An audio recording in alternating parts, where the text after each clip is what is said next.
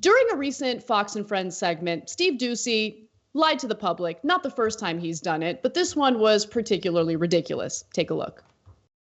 People have had it up to here. We're sick of being closed.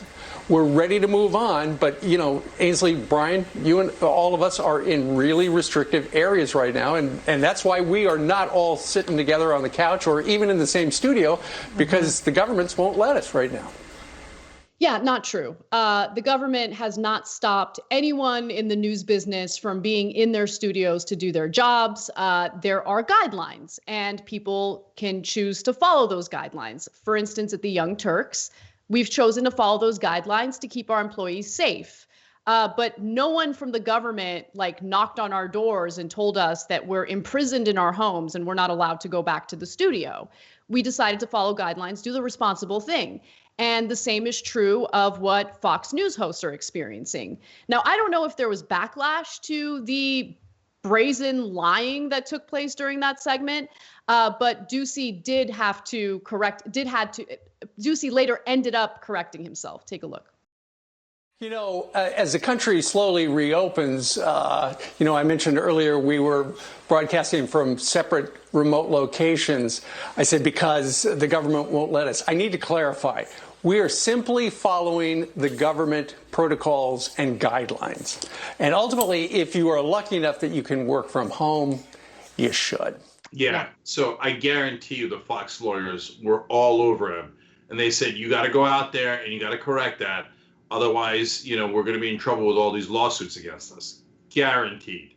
So I'm glad they finally get lawyered up, and every once in a while their lawyers say, you know, from time to time, you should really say something that's true on air. Give it a shot, see how it goes. Yeah. It's just it is pretty incredible, because the people who haven't been laid off, haven't lost their jobs, have the privilege of earning an income while they're at home in the safety of their homes, tend to be the ones who complain and whine the most, tend to be the ones who claim that there's tyranny in the country because we're trying to keep people safe and slow the spread of this virus. Steve Doocy is no victim. Okay, he is a multimillionaire. He is a person with a giant platform. And it's so incredibly insulting to the nearly 40 million Americans who lost their jobs right now for someone like Steve Doocy to play victim. It's disgusting, and no one's buying it. Yeah. And we don't care that you're bored at home. We care about the 38 million Americans who lost their jobs.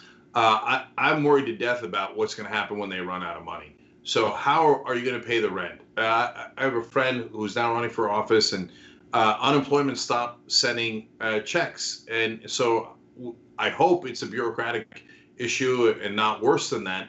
But even so, if you don't get a check for a month, what are you going to do? So we are desperate to get out of the lockdown so that the folks can go back to work and they don't have to worry about putting food on the table and take care of their families. But we don't want to do that at the expense of them getting sick and dying. So we all want a reasonable path to getting back into an open economy and society. But Fox News lying about it doesn't help. But they can't help themselves, Anna. Always the victim. I mean, you can't do a Fox News segment without crying. So at some point, you have to pretend that, oh, me, poor multi-millionaire stuck in my mansion. The government made me do it, right? No, the government's actually, in this case, giving you guidelines to try to save your life. And you constantly put out propaganda there that it's not necessary, which endangers other people, while you're sitting very safely in your mansion doing what the government actually said you should do to keep yourself safe. Because you like the idea of keeping yourself safe while you're pushing others to go out there when it might not be safe. Thanks for watching The Young Turks. Really appreciate it. Another way to show support is through YouTube memberships. You'll get to interact with us more. There's live chat emojis, badges. You've got emojis of me, Anna, John, JR. So those are super fun. But you also get playback of our exclusive member-only shows and specials right after they air.